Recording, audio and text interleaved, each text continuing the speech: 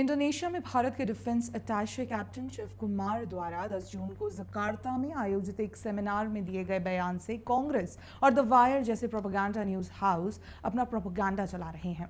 The wire की report को coat करके कांग्रेस ने कैप्टन शिव कुमार के बयान से मोदी सरकार पर गंभीर आरोप लगाए हैं।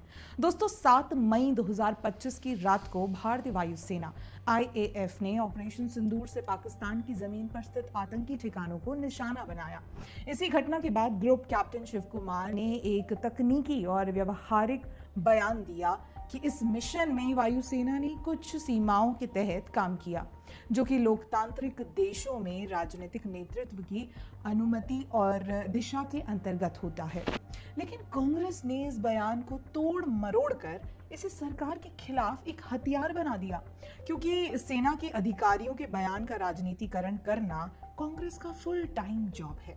दरअसल ग्रुप कैप्टन शिव कुमार का बयान था कि मैं इस बात से सहमत नहीं हूं कि भारत ने इतनी ज्यादा संख्या में विमान खोए हैं, लेकिन मैं इतना जरूर कहूंगा कि हमने कुछ विमान खोए हैं और इसकी एकमात्र वजह यह है कि हमारी राजनीतिक नेतृत्व सरकार ने हमें उनके पाकिस्तान के सैन्य ठिकानों या वायु सुरक्षा प्रणालियों को निशाना नहीं बनाने को कहा था। इस बयान में उन्होंने ग्रुप कैप्टन शिव कुमार के बयान को जानबूझकर इस तरह से पेश किया जैसे वो मोदी सरकार की आलोचना कर रहे हों।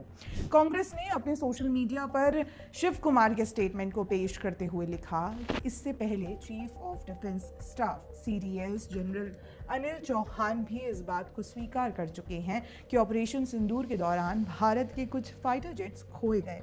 इस ऑपरेशन के तुरंत बाद हुए सीज फायर गोलाबारी रोकने के समझौते को लेकर कई सवाल अब भी बिना जवाब के हैं। कांग्रेस ने कहा कि प्रधानमंत्री मोदी को इन गंभीर सवालों का जवाब देना चाहिए। प्रधानमंत्री विपक्ष को सच्चाई बताने के लिए सर्वदलीय बैठक बुलाने से क्यों बच रहे हैं? इस मुद्दे पर संसद का विशेष सत्र बुलाने की मांग को क्यों खारिज कर दिया गया? प्रधानमंत्री मोदी, रक्षा मंत्री राजनाथ सिंह और विदेश मंत्री S जयशंकर देश से क्या छुपा रहे हैं? हालांकि बयान को गलत तरीके से पेश करना है और इसका फैक्ट चेक इंडोनेशिया में इंडियन एम्बेसी के X हैंडल ने किया है। उन्होंने ट्वीट किया कि ग्रुप कैप्टन शिव कुमार ने कभी भी मोदी सरकार पर कोई आरोप नहीं लगाया। उन्होंने सिर्फ इतना कहा कि वायुसेना ने राजनीतिक आदेशों के तहत मिशन को अंजाम दिया, जो कि हर लोकतंत्र में होता है।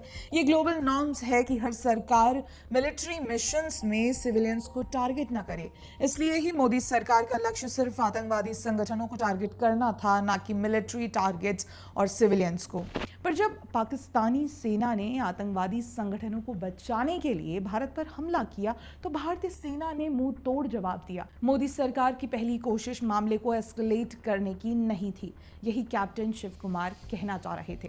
हालांकि कांग्रेस ने उनके बयान को झूठे राजनीतिक नैरेटिव में बदलकर पेश किया। सिर्फ मोदी सरकार को बदनाम करने के लिए कांग्रेस अब सेना के सम्मान और राष्ट्र सुरक्षा को भी दांव पर लगाने को तैयार है। रही बात कांग्रेस के सवालों की, तो इसका जवाब सरकार अपनी तरफ से कब देना चाहेगी वो सरकार पर निर्भर है। पर सैन्य अभियान या ऑपरेशन सिंदूर से जुड़ी सारी जानकारी DGMO की बैठक में दी जा चुकी है, जो ऑपरेशन सिंदूर के ठीक बाद हुई थी। कांग्रेस DGMO बैठक के बाद से ही लगातार सैन्य अभियान पर सवाल उठाकर सरकार को टारगेट करती आई है और शिव कुमार के स्टेटमेंट पर यह सवाल उठाना भी इसी कड़ी का हिस्सा है। पर आप सोचिए कि क्या सेना के साहसी मिशन को इस तरह बदनाम करना राष्ट्र विरोधी नहीं है?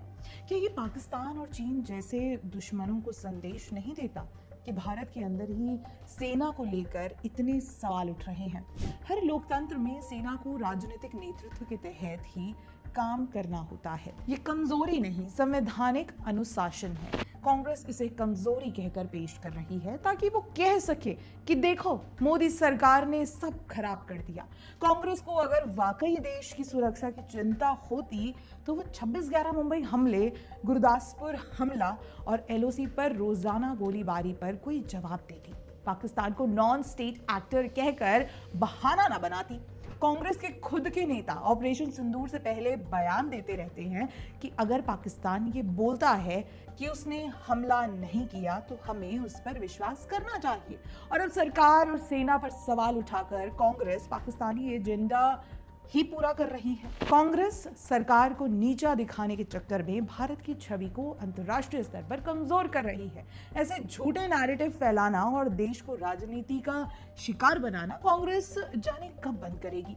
कांग्रेस के झूठे नैरेटिव पर आपका क्या कहना है, हमें कमेंट करके जरूर बताइएगा। वीडियो पसंद आए तो इसे लाइक, शेयर एंड सब्सक्राइब करना ना भूलें। बहुत बहुत धन्यवाद।